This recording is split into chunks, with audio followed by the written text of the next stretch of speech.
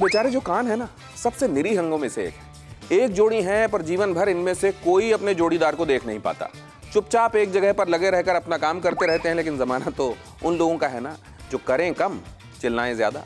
लिहाजा कान की बात पर कोई कान ही नहीं देता, बल्कि चुप रहकर सहते जाने की वजह से उन पर अत्याचार भी खूब होते हैं। गाड़ी की चाबी से, ऑल पिन से खुजला दिया जाना, उंगली डालकर झंझोड़ झंझोड़ कर खुजली किया जाना, गलती शरीर के दूसरे अंगों की लेकिन उमेठा कानों को जाना, खताएं हाथों की लेकिन उठक बैठक कान खींचकर लगवाया जाना, और तो और सीधे सादे कानों को मुहावरों तक में न छोड़ा जाना।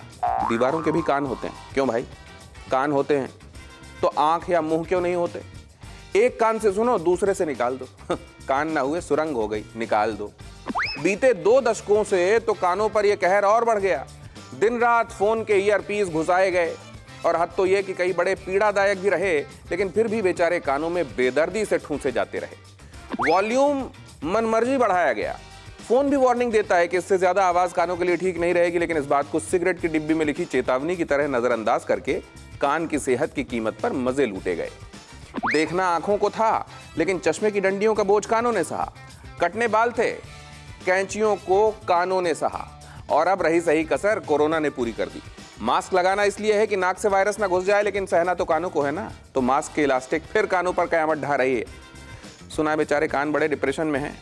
बड़ी उम्मीद थी जब उनके नाम पर एक शहर बसाया गया था, लगा था कि उनकी भी कोई सुनेगा, आखिर संसद में कोई उनका प्रतिनिधि भी जाएगा, पर अफसोस कानपुर ने भी कान की बात पर कान में तेल डाल लिया। बाकी तो जो है सो है।